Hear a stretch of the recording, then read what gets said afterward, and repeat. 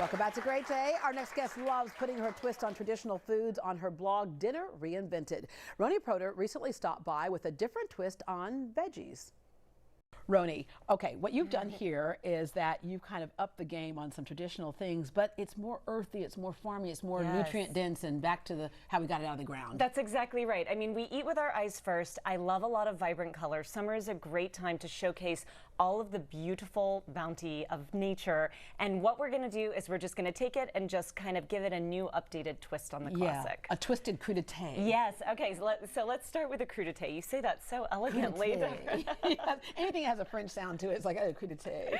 But so, what's great about this, okay, I have so many friends who go, I'm just not a big vegetable eater. Right. And I think part of it is that they're used to eating vegetables that were boiled to death. That's exactly right. This is the opposite. Exactly right. Right. And we took what are the traditional flavors and we just use them in a new and vibrant way. So instead of just like a radish, we're using these beautiful Easter radishes.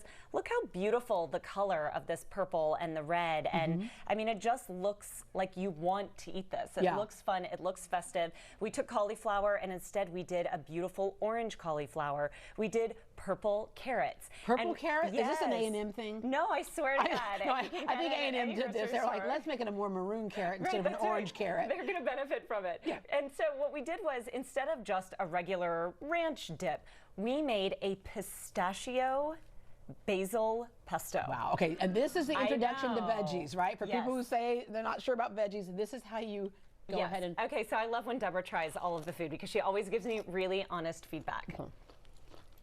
Like, holy whoa, right? Like, it's such a flavor burst. This is so good.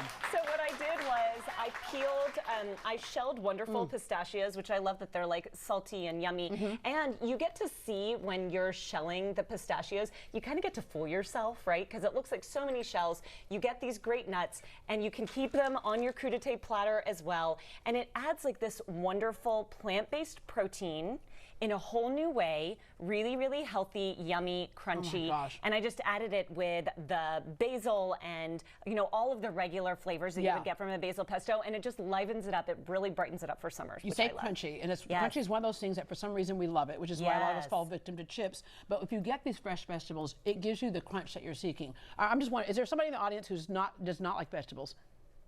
Somebody who's just not a vegetable fan? Oh, come up here. Come on up here.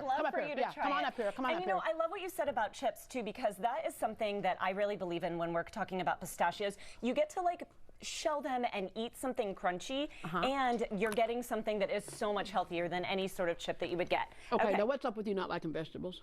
Well, they just don't taste very well, especially cauliflower. Okay. Cauliflower. Okay, well, let's try it with. Look, this is cauliflower. What is this? Okay. Yep. Shake them up. I thought she closes her eyes like she's stealing herself or something. Okay, is that good? I like basil. Oh, you like the basil? Can you taste the pistachio in it too? It's a little bit different, which is what I love instead. You go savor that. Yeah. Oh, I love that. There you go. She's starting more vegetables.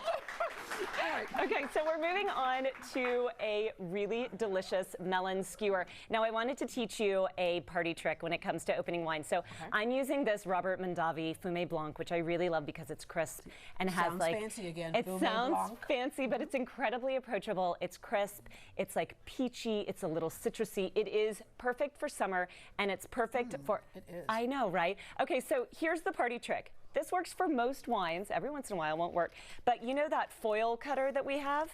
You know, you can just twist and pull off the top. Oh, like there you can go. you can actually pull this whole thing off. Okay. And that's like the party trick that I use. Makes it a lot easier because people are like, ooh. But anyway, I love this Robert Mondavi. I think it works really well. What I do is I soak the fruit in the wine and then I skewer it. Now you could have it just like open.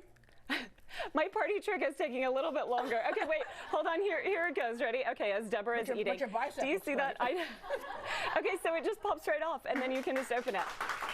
Something new that you can try the next time you have company over. All right, so it's like really yummy. I love that the way the Fumé Blanc works with the already kind of citrusy and fruity flavors that you have from all of these different melons. You don't and it have to looks wait so for the fruit to sophisticated. ferment. You just go ahead and soak it in wine. That's There you exactly go. right. I know. It's just, it's really nice. It's elevated. It looks beautiful. I add a little bit of mint in between for a skewer. It's just like bright and delicious. That mint's amazing. Okay, this just looks amazing too. I know. Is that not so fun? Okay, so we did Mexican street corn, but I wanted a different twist. So what I did was I used cacique queso fresco. Do you use queso yes, fresco? I love it. I love it. Okay, what do you love about it? Because it's a different kind. It's a very authentic Mexican cheese. The texture of it's a little bit different, but it also has like a seasoning, a saltiness to it that's really good too. You nailed it. And then enough fat in there. So fat, salty, texture. Oh my God. Bam. She's like such a foodie. I love it. You actually nailed it. What I love about it is it does have a little bit of that saltiness. It's crumbly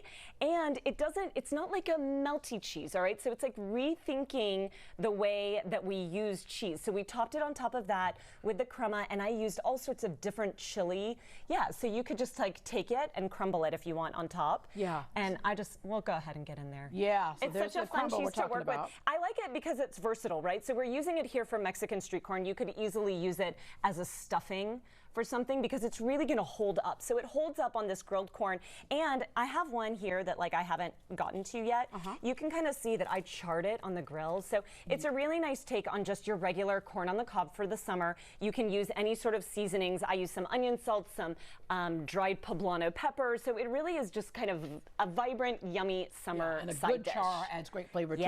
All right, so I have Aunt Mabel's bean salad. Okay. But this looks a little different. I know, it's an updated bean salad. What we did instead was we did asparagus. You could easily do green beans as well, but I just blanched the asparagus for a minute and then I shocked it in cold water. Shocked it? Yes, and then I tossed it with these really lovely tiny tomatoes that are just bursting with flavor.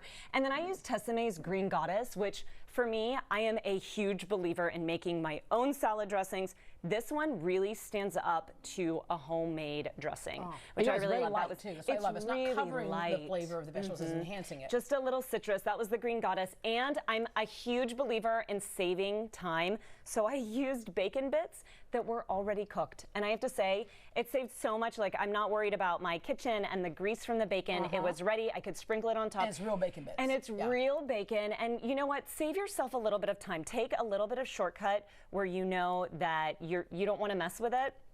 Go ahead and buy it prepackaged. All right, Roni. No guilt in the summer. That's right. Thank you very much. I'm inviting you to my next picnic. Welcome. Oh, thanks. And all of these recipes are on dinnerreinvented.com. So if you ever want to, I mean, Deborah's going to enjoy her drink, but if you want some of the recipes, you can go to dinnerreinvented.com.